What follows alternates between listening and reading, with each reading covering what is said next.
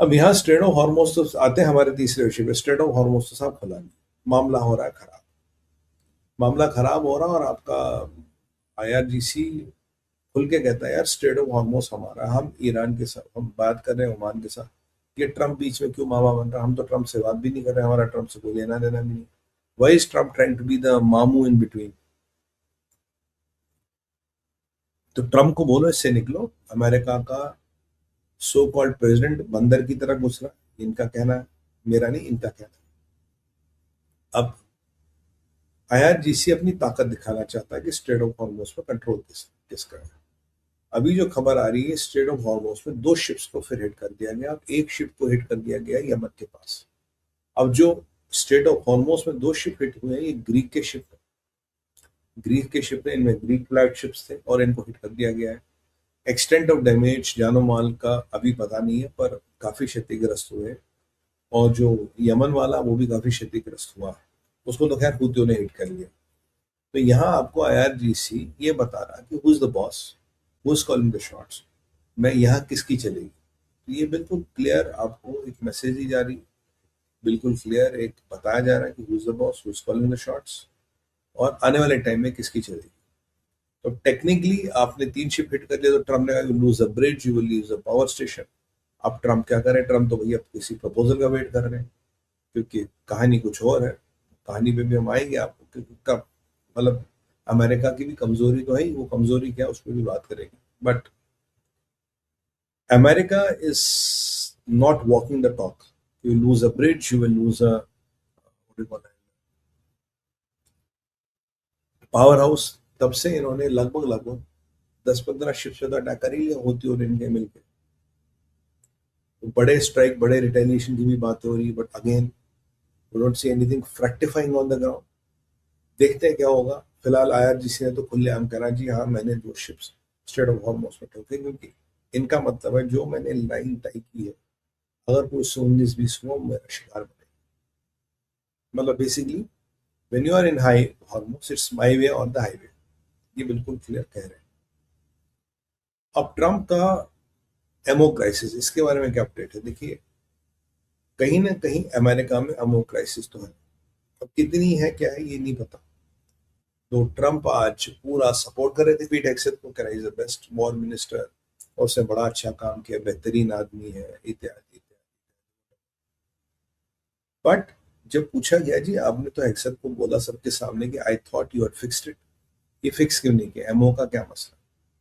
तो ट्रम्प बोलता नहीं हमारे पास कुछ एमओस अनलिमिटेड है, कुछ के अनलिमिटेड स्टॉक्स है, कुछ एमओस है जहाँ हम थोड़े टाइट है, जिन पे हम काम कर रहे हैं, यानी कि पेट्रियट, थार्ड्स के इंटरसेप्टर, और ये सब उन पे हम थोड़ा टाइट है, काम कर रहे हैं। और ये काफी बना रहे भाई, जो बाइडेन ने यूक्रेन को फ्री में माल दिया, ये दिया वो दिया, फिर यूक्रेन यूक्रेन लिया है, वो तो अलग बात है। बट कहीं ना कहीं ट्रम्प ये मानते हैं कि कुछ एमओस पे हम थोड़ा टाइट चल रहे हैं और कुछ हमारे बढ़िया चल रहे हैं। तो ये ट्रम्प का भी मानना है। तो ऐसा आज हम कह नहीं सकते कि कोई कमी नहीं है, ऐसा हम नहीं कह सकते कि सब कुछ ठीक है। हाँ कमी है, अब वो इतनी है वो वक्त बताएगा, बट कमी है। और कह रहे हैं हजारों की तादाद बना रहे, पीठ से अच्छा काम कर रहा, पीठ से is my man, he is doing a fantastic job, और वी आर फिक्सिंग इट। और जो समस्या है वो लॉन्ग रेंज मिसाइल्स की है और इंटरसेप्टर्स की। यहाँ ट्रम्प से पूछा साहब वो जेलेंस्की भी मिसाइल विसाइल मांग रहा, कह रहा हमारे अपने लिए मिसाइल नहीं, जेलेंस्की को कहाँ से देंगे? तो जेलेंस्की भाई अब तो तुम्हारा राम ही भला करे, और क्योंकि पुतिन ने भी सुन लिया होगा कि तुम, इनके पास देने को कुछ है नहीं है, तुम्हें देंगे नहीं।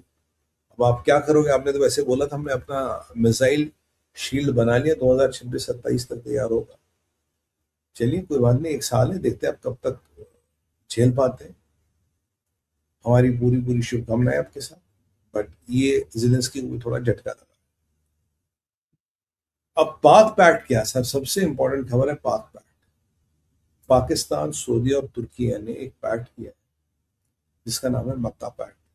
ये एक डिफेंस पैक्ट है, डिफेंस कॉपरेशन का पैक्ट है, और इसमें they will have joint defence interest. पहले आप जानते हैं कि सऊदी और पाकिस्तान का अलायंस था।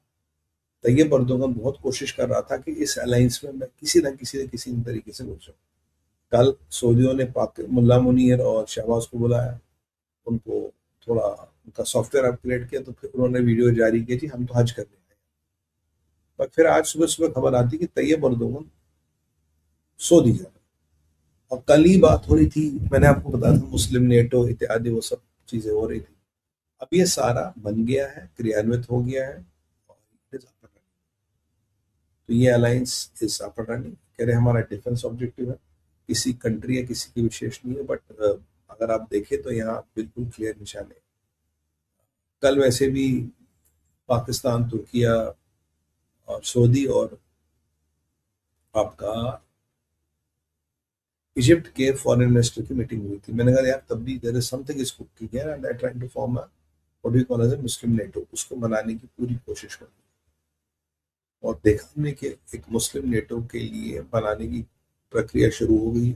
धीरे धीरे कोशिश करेंगे कतार, दो चार और मुल्क आए, क्योंकि बोलेंगे यार हमारे यहाँ लोकल मैन्युफैक्चरिंग कर लेंगे, तैयब अर्दोगन के पास इंडस्ट्री है, सऊदियों के पास पैसा, पाकिस्तान के पास इस्लामिक कौम है, तो वेस्ट की टेक्नोलॉजी, वेस्ट के इक्विपमेंट, वेस्ट का टेक्नोलॉजी ट्रांसफर, और वेस्ट के जो चुंगल में फंसे हैं उससे निकल के हम अपना आए। और सबसे इम्पोर्टेंट बात कि क्या वेस्ट की जरूरत है अब मिडिल ईस्ट की सिक्योरिटी के लिए, ये भी बात होगी।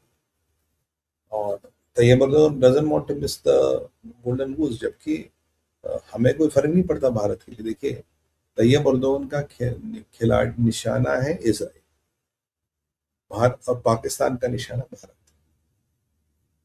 तो ना इसराइल को फर्क पड़ेगा ना हमें पड़ेगा, बट इस अलायंस का मतलब बनने का मतलब पाकिस्तान को थोड़े कन्वेंशनल वेपन्स और मिलेंगे। इस अलायंस के बनने का मतलब पाकिस्तान को थोड़ा पैसा और मिलेगा। इस अलायंस के बनने का मतलब है कि चीजें खराब हो रही है। और अगर मैं आपको एक इंपॉर्टेंट डाटा दे दूं, इस महीने सऊदी से अमेरिका के इम्पोर्ट्स है जीरो, और जो हमने एलपीजी लिया 67% एलपीजी आपकी अमेरिका से आ रही है सर, पूरी साहब ने स्टेटमेंट दिया। 67% एलपीजी अमेरिका से आ रही है, ये पूरी साहब ने पार्लियामेंट में स्टेटमेंट। और जयशंकर साहब ने भी खैर पाकिस्तान पॉलिसी को तो लेके कहा कि इट्स अनचेंज, स्टेट में स्टेट का टेररिस्ट नो दैट। तो ओवरऑल स्थिति भयंकर है, ओवरऑल स्थिति दर्दनाक है, ओवरऑल स्थिति दुखदायी है। ये अलायंस के इम्प्लीकेशंस क्या होंगे, इसके रिपल इफेक्ट्स क्या होंगे, इंडिया पे क्या फर्क पड़ेगा, इंडिया की काउंटर स्ट्रेटजी क्या है, इस पर हम रात को डिकोड में बात करेंगे। मैंने कहा आपको बता दूं Mecca pact is almost done and it's start of the Muslim NATO. But जैसे मुस्लिम नेटो की ईंट डल गई है, नींव का पत्थर, वहां एक और चीज के नींव का पत्थर डल गया, clash of civilizations. Muslim NATO is equal to clash of civilization, उसका भी नींव का पत्थर आज डल गया। तो अब देखते हैं कि कौन किस पे प्रिवेल करता है क्या। बाकी भारत और इसराइल और अमेरिका और Russia have to really get together and start changing the world order. If the way world order is changing, it will change us. तो हमें इसको जल्द इकट्ठे होकर वर्ल्ड ऑर्डर को बदलना पड़ेगा। खैर देखते क्या होता है।